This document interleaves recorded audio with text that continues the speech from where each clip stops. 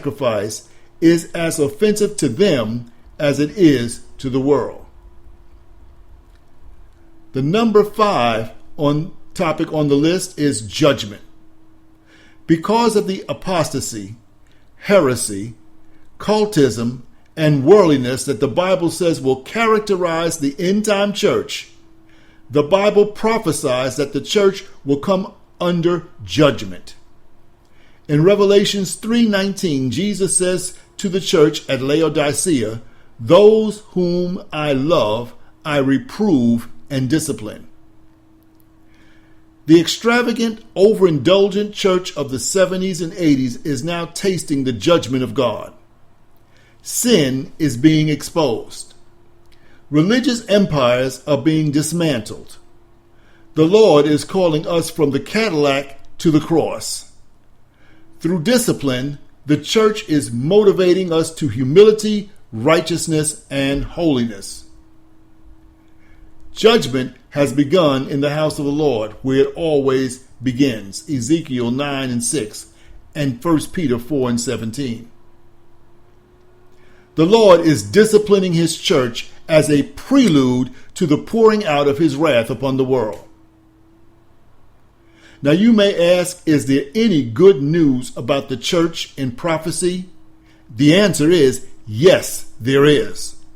And after this brief interlude, we will reveal it. We will be right back. We need more of your love. We need more. We need more. Lord, we're not settled for a little. We need more. Give us more, Lord, more.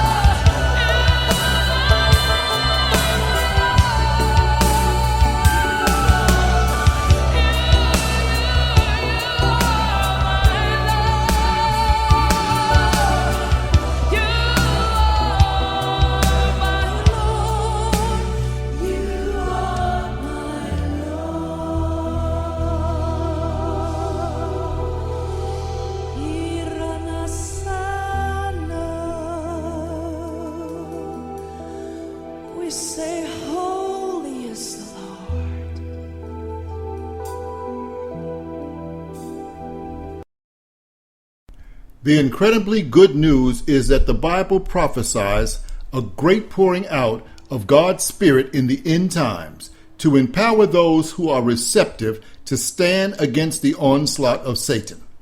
It is called the latter rain. The prophecy is found in Joel 2:28 through 30. And it shall come to pass afterward that I will pour out my Spirit upon all flesh, and your sons and your daughters shall prophesy. Your old men shall dream dreams, your young men shall see visions. And also upon the servants and upon the handmaidens in those days will I pour out my Spirit.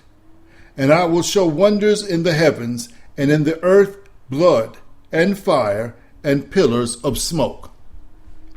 Because this prophecy was quoted by Peter in his sermon on the day of Pentecost to explain the phenomenon of tongues in Acts 2:14-21, many have assumed that it was fulfilled on that day. However, that assumption is erroneous. I want to emphasize 3 points of reference to you. Speaking about the prophecy of Joel, in the context before the passage, in verses 18 through 27, it makes it clear that there will be 2 outpourings of the Spirit, the early and the latter rain, and that the final outpouring will occur after the Jews are regathered to their land and reestablished as a nation. Secondly, the context after the passage, verses 31 and 32, indicates clearly that the ultimate fulfillment of the prophecy will occur at the time of the second coming. And lastly, we have been in the period of the latter rain ever since the reestablishment of the state of Israel on May 14th, 1948. The Spirit is being poured out, and the gifts of the Spirit are being manifested in a way unparalleled since the first century. The praise and worship of the Tabernacle of David are also being restored to the church to further empower it for spiritual warfare. This outpouring is what we would call the anointing. The anointing is not just an enabling spiritual ingredient, but rather a divine agent for supernatural change. This great anointing of the Spirit is producing a remnant. As a response to this outpouring, it is contingent upon every believer in Christ Jesus to recognize, understand, and pursue their divine responsibility, as well as their personal assignment, that reason and purpose for which they are in this world, for which they are alive. Additionally, it is of paramount importance that each believer fulfill their individual assignment, as it is a component of the overall plan of God concerning the individual person and the universal assembly. Moreover, and perhaps of most importance, the execution of such is an essential element of the divine order. Absent of divine order, there can be no manifestation of the glory of God in the earth realm, which is, for all intents and purposes, the reason of the messianic transubstantiation, resurrection, life, and power, and the indwelling presence of the Lord Holy Spirit. The initiation and completion of your individual assignment is an indispensable weapon against the warfare against the global occupation and execution of evil residents in the world today. This generation is being called to challenge that residency and overcome it. We were equipped for this purpose from the genesis of humanity, which is Adam, who has been given a mandate to fulfill. That mandate is to replenish the earth. Replenish means to consecrate it through holy living. To subdue the earth, to disregard it as the primary source of life, and to have dominion over the earth, to dominate through ascendancy, holiness in a godlike manner. No instance has ever been found in the Bible where God changed his mind, and subsequently his instruction given to Adam, and by extension, mankind to rule over the earth. The Adamic mandate still remains in effect and will not be fulfilled until the gospel of the kingdom is preached, understood, and enforced throughout the regions of the world, and the earth is in alignment and in full agreement with heaven. The purpose and commission of the church at large, any church, is to assist every believer to individually discover their spiritual self and collectively fulfill this mandate.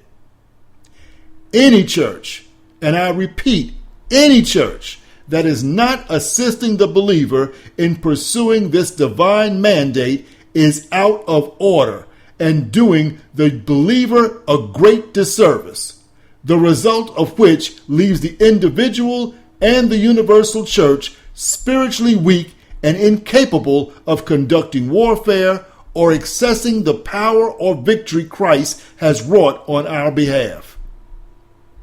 If you're honest enough to evaluate and concede that you're residing in a church which is not assisting you in these areas, that you're not consistently walking in the triumph of Christ Jesus, then know this: you're missing the whole point of being a Christian. And although that original mandate was repealed by satanic influence and intrusion, man was given a second opportunity through the Lord Christ Jesus to continue in that mandate. The Lord Jesus, accomplishing his divine task, restored the spiritual mandate and prominence to humanity with his substitutionary work, the institution of salvation, resurrection life and power, and the impartation of the Lord Holy Spirit in the existence of restored man, essentially creating a new creature. 2 Corinthians 5:17 says, "Therefore, if any man be in Christ, he is a new creature." New meaning newborn, different, another, a contemporary creature, a right now creature, a never before creature. And that word creature means man, a living being. So we're talking about a newborn, different, another, a third component, if you will, a right now man. All things are passed away. All things meaning deep rooted. Hello, somebody. Long standing, ancient. Strongholds, chains, fetters that you've had on you for years and years. Old things are passed away, and behold, all things are become new.